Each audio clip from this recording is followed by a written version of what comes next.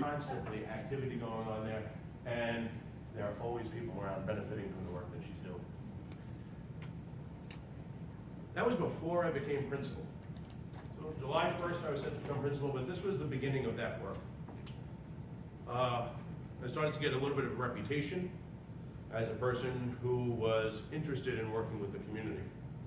A few months later, Pastor Kenny Turner came to me from the International Christian Center Church, which I think is a Pentecostal denomination. They have some satellite churches around Staten Island with one main campus. He asked if he could locate one of the satellites in the school. I know this is a subject that I shouldn't speak too much about, but we were able to rent the space to him on a regular basis, and we're about 4.5 years into that relationship with the church space in the school. On Sundays, we don't force the students to go, it's okay.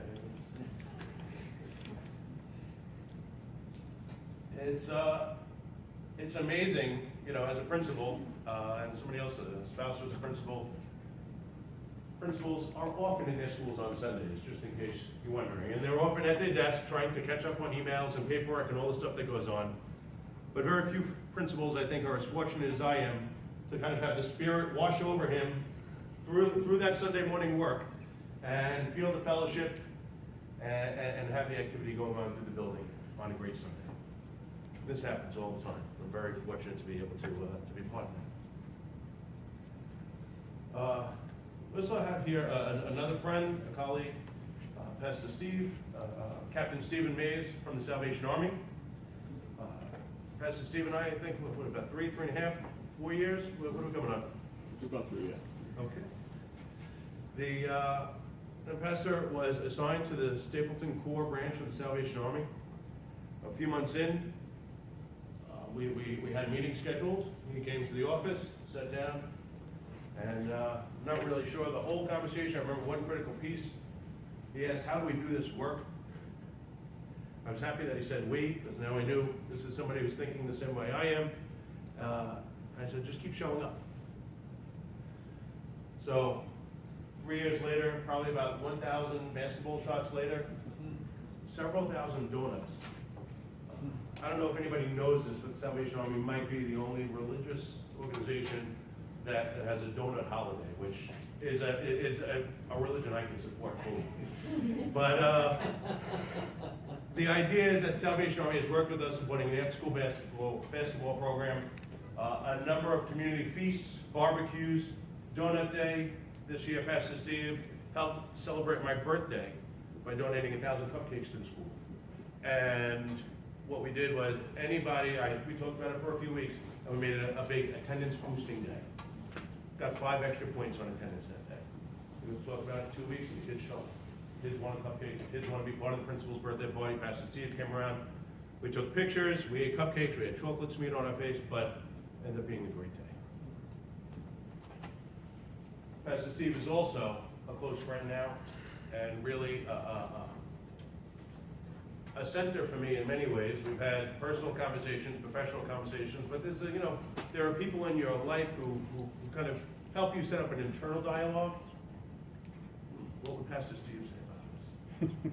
And that's kind of how, maybe I'm speaking out of turn there, but that's kind of how things evolve when you get to know a person well and see how they operate and how they work.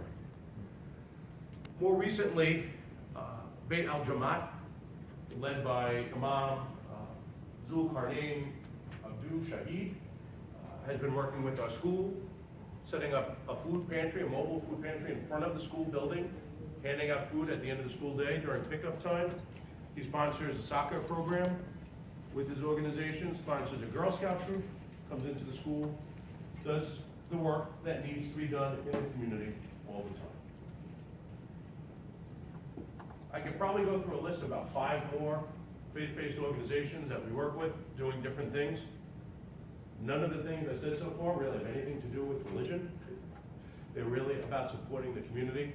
I'd just like to talk about one more, which ended up being, I think, one of the most constructive things that we've done, and probably the best lesson.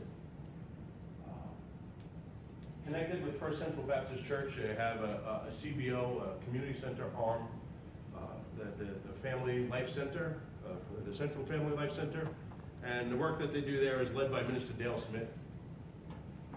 Minister Smith works with another organization, True to Life Cure Violence, which organizes mentors in the schools, in the community. They also do some Occupy work, do some interesting, maybe even contentious ideas around that Occupy work. They occupy the block, try to make sure that the violence does not become pervasive in the community the way it does in other places. 5 students, 5 mentors, meet 1 period a week. These mentors are people Minister Dale knows. He brings them to the table, he brings the boys to the table under the supervision of a DOE staff member, and they chat. Tuesday afternoons, from 1:45 to 2:30.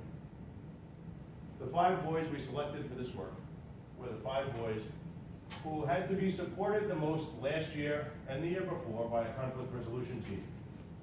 We have several staff members, it includes social workers, guidance counselors, 1 or 2 teachers, and they usually respond to the issues that we're facing when a student begins to move into crisis. I started working with Minister Dale about a little over a year ago on this project. So this September was the first full year. The 5 boys who are participating have had no need for additional support from the crisis interventions. That is the kind of work that needs to be done, and not just in my school, but in every school. Because when the students are able to learn, when the students are able to stay in the classroom, the time becomes more valuable to everyone.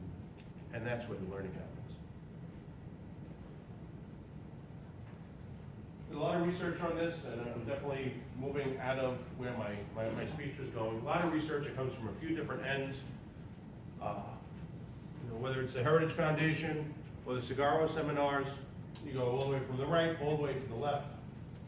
We know that the social capital is built out of the capacity that's generated in the community, out of the infrastructure that we have in the community. And what becomes most critical is, where is that infrastructure already in place? What strengths are we building off? I suggest that it's in these faith-based organizations that are everywhere, all around us.